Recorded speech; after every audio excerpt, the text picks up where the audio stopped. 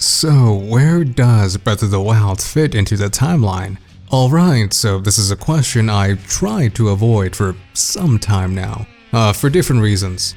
But despite all the debate, and with all the information to our disposal, where does Breath of the Wild fit into the timeline?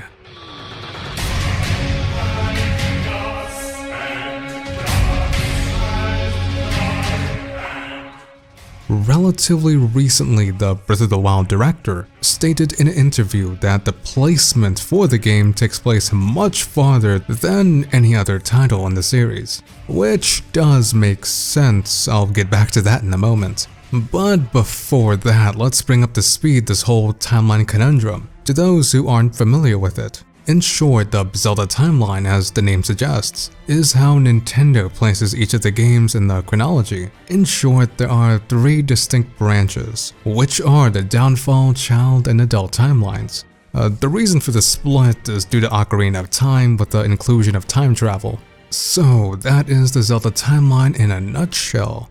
Now, the biggest question that haunted the community to this day is where the heck Breath of the Wild takes place in the timeline. And this is where we will begin our analysis. Now, before we can start tying in Breath of the Wild to other titles, let's see what Breath of the Wild is as a singular game. And as a bit of a heads up, there will be spoilers in this.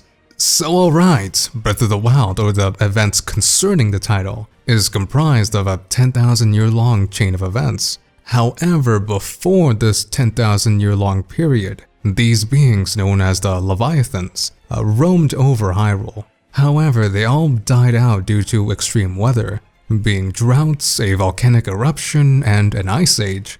So in our little timeline here, we know that some events occurred which killed off the Leviathans, and presumably morphed Hyrule to what we see now. For the sake of cataloging things, I'll call this the Leviathan event. Moving on in history, we do see the development of the kingdom, in which right in the start of the 10,000-year-long period, we see the technological peak of Hyrule. It is theorized that around this time, the Akkala Citadel was built at the peak of the kingdom. Also, the Sheikah tribe was doing fairly well too, developing advanced tech. Plus, we do know that a new Zora's domain was founded, as it is stated that 10,000 years before Breath, that a new line of Zora kings made their way to Hyrule. So in other words, these Zoras have relatively recently migrated to Hyrule, if you count 10,000 years ago being relatively recent, that is, presumably after the Leviathan event. And sometime after that, apparently the Lanayru region would constantly flood the rest of Hyrule. Now, why is that? Perhaps it had something to do with the Ice Age. That once it was over with, there would be more turbulent sea levels, thus resulting in these seasonal floods. So as a result, the newly formed Zora Kingdom partnered with the Hylians to make this dam. What happened after that is the first Calamity event, when the Calamity struck Hyrule the first time, but he was repelled thanks to the Sheikah, Blink, and the princess at the time. However, this caused some societal issues for the Sheikah.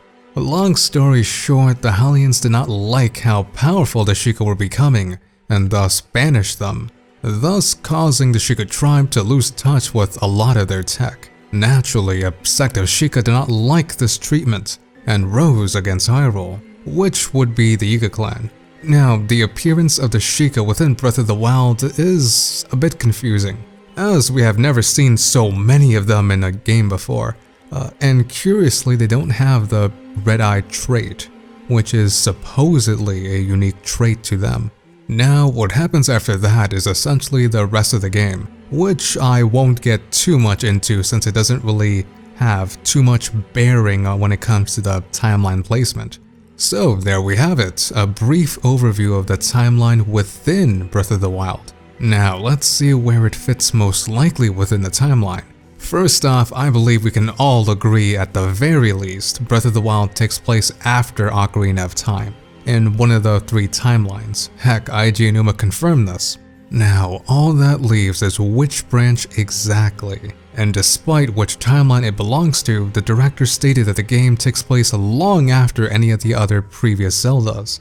In other words, despite the branch, Breath will take place at the end of them all. So, starting with the arguments for a child timeline placement, I am actually hesitant to say Breath of the Wild takes place in this branch, which may sound a bit hypocritical on my end, considering I did an entire video in the past that plunged a placement in that timeline. But looking at the evidence now, it kinda makes me doubt that for a moment. And the reason for that is in Zora's domain, where it tells the story of the water sage Ruto and Ocarina. To be brief, Ruto in this title became an awakened sage, within the adult and downfall timelines. Within the child timeline, however, she never became a sage since Link went back in time to prevent those chain of events.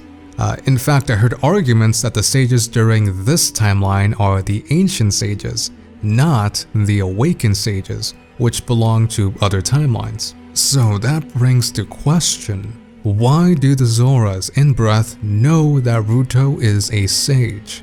I know in one of the memories, Zelda references the Twilight Realm in her Ambers of Twilight speech. So how do we reconcile these two seemingly contradicting statements between timelines?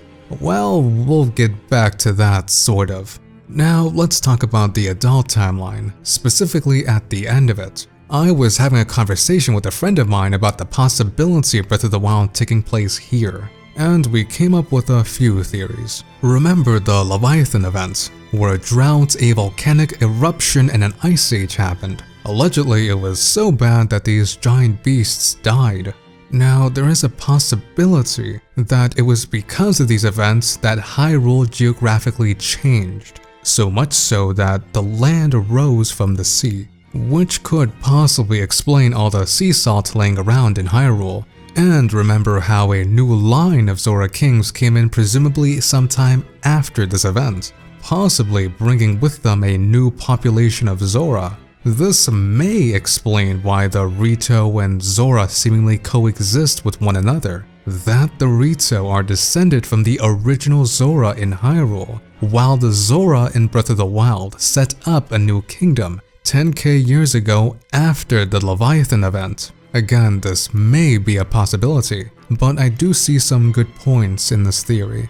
Moving on to the downfall timeline, a very strong argument can be made, specifically due to the Triforce. In Breath of the Wild, the Triforce seems to be vested all within Zelda and not split up, which contrasts to other timelines where a split Triforce is displayed. Plus, many creatures found in the downfall timeline such as Lionels do appear in Breath, making some sort of a connection. Additionally, another theory can revolve around the barbarian tribe in Faron. Now, the barbarian armor is said to have been developed by an ancient warlike tribe in Faron. Now, if you go to the place, you can see ancient ruins of dragons and such. Now, it is possible that the inhabitants of Lorelin Village are descended from this tribe, considering how close they are to the region and how remote they are compared to other settlements in Hyrule. Now, what makes this tribe so significant? Well, think about it. If a warlike tribe like this existed, then why did they? Well, if Breath of the Wild takes place in the downfall timeline, it could make sense. In this timeline, the Kingdom of Hyrule was in decay and virtually powerless against outside powers. A warlike tribe that championed strength above all else would develop in response to such an environment, that the only way they could survive is to be strong.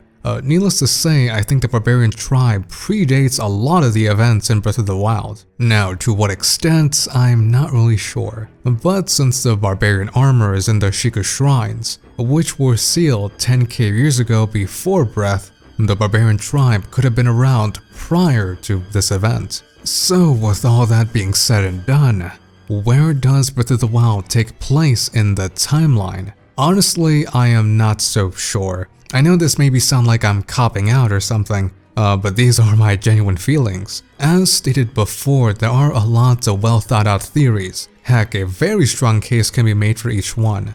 Going back to the child timeline, many similarities can be made with geography, along with many references.